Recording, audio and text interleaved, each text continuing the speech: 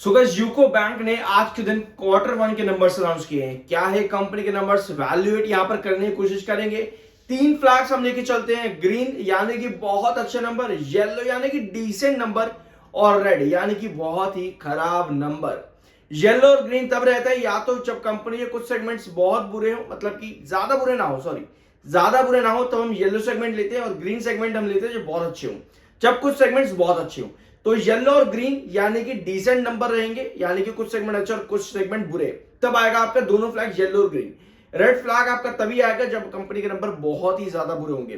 तो आपका क्या ओपिनियन रहेगा, किस सेगमेंट में आप चाहो तो तीनों में से ये ग्रीन फ्लैग या येलो या रेड फ्लैग कमेंट बॉक्स में मेंशन कर सकते हो सेगमेंट के नेम के साथ में। तो शुरुआत करते हैं आपके यूको बैंक के बारे में। आज के दिन कंपनी के नंबर्स क्या रहे हैं।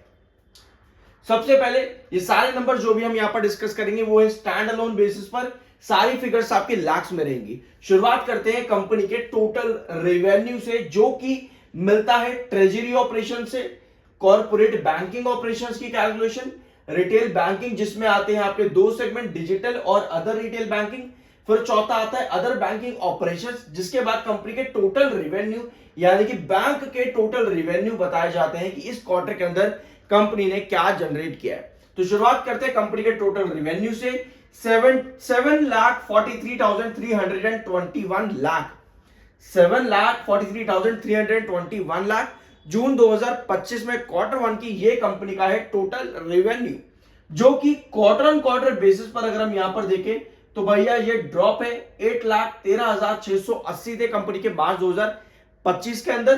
तो यहां पर ड्रॉप आया है कंपनी के किसमें, टोटल रेवेन्यू के अंदर क्वार्टर ऑन क्वार्टर बेसिस का। कितना, लगभग कितना आएगा, लगभग 60,000 लाख के आसपास का ये ड्रॉप है कंपनी का, जो कि ईयर ऑन ईयर बेसिस पर जबकि हम देखें यहां पर तो अच्छा खासा इंक्रीज कंपनी के टोटल रेवेन्यू में देखने को मिला ईयर ऑन ईयर बेसिस, जो कि जून 2024 में था आपका 6,85,943 लाख का। तो ईयर ऑन ईयर बेसिस पर अच्छा खासा अचीवमेंट कंपनी ने यहां पर दिखाया है, versus quarter on quarter basis पर ड्रॉप कंपनी के रेवेन्यू यहां पर हुए हैं। अगर हम ड्रॉप देखें तो यार ये ड्रॉप थोड़ा सा बड़ा है, तो हम यहां पर रेड फ्लैग लेंगे। Versus year on year basis पर अच्छा खासा डिसेंट इंक्रीज आया, तो हम यहां पर एक ग्रीन फ्लैग लेकर के चल सकते हैं।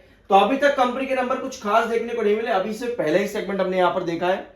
अब बढ़ते हैं आपके अगले सेगमेंट में। ये आपका आएगा टोटल सेगमेंट रिजल्ट्स कंपनी का, जो कि अभी जो हमने ऊपर डिस्कस किया उससे अलग है। ठीक है, इसके अंदर कंपनी के कॉर्पोरेट बैंकिंग ऑपरेशंस, ये सब चीजें ऐड ऑन होंगी। इसके अलावा नेट प्रॉफिट्स, देखो ज्यादा चीजें कंपनी ने बहुत शॉर्ट में यहां पर बता दी, कोई बात नहीं, मैं आपके साथ एक और रिजल्ट यहां पर अभी डिस्कस करूंगा, उसके बाद यहां पर देखेंगे। तो नेट प्रॉफिट जो यहां पर कंपनी का है वो है 60,744,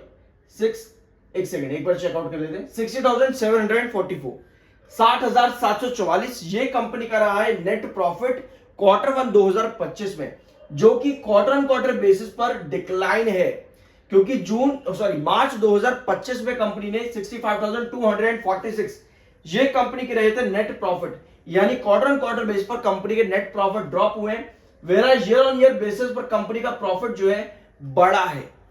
55,096 लाख थे कंपनी के नेट प्रॉफिट जून 2024 के अंदर, जो कि ईयर ऑन ईयर बेसिस पर इंक्रीज आया है जून 2025 में। तो भैया नेट प्रॉफिट यहां पर कंपनी के इंक्रीज हुए हैं। अगर हम ईयर ऑन ईयर बेसिस पर देखें ना तो कंपनी के ऑलमोस्ट सभी सेगमेंट में आपको कंपनी अच्छा इंप्रूव करती देखने को मिलेगी।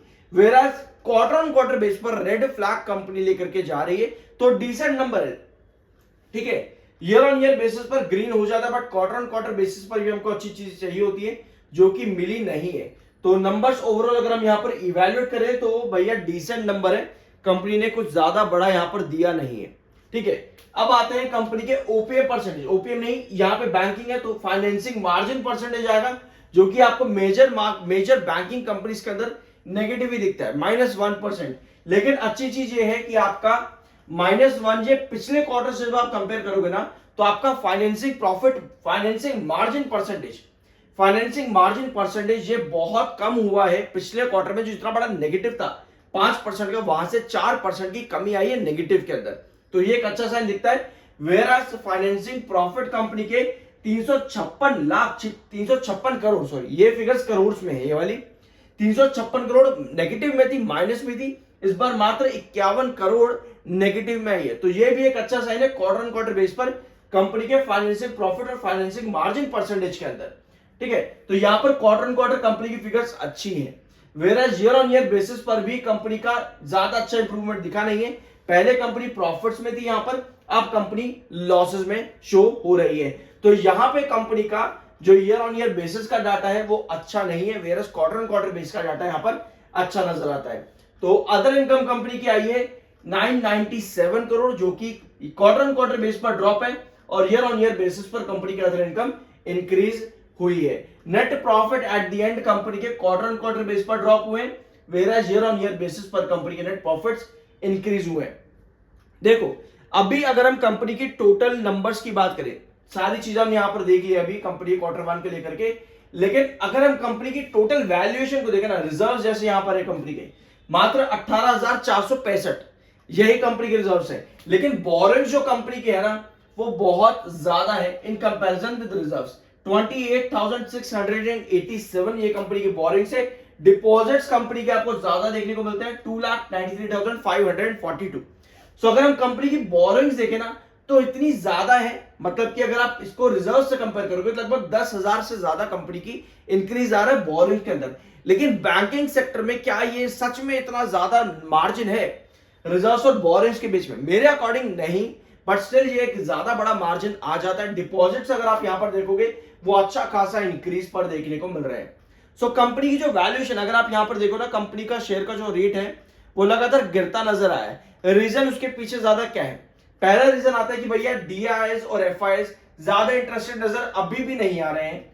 पब्लिक के पास 4.17% की होल्डिंग है, जो कि बहुत कम है, लेकिन प्रमोटर को यहां पर अभी बाकी चीजें लेकर के आने, सेबी के रूल्स एंड रेगुलेशंस के अंडर आना है, क्योंकि प्रमोटर के पास 90.95% की होल्डिंग अभी यहां पर है कंपनी के अंदर। ठीक है, तो यहां पर जैसे ही नीचे की तरफ होल्डिंग आती है तो देखते हैं कहां पर आपको ज्यादा देखने को मिलेगा, एफआईएस, डीआईएस या फिर पब्लिक के अंदर।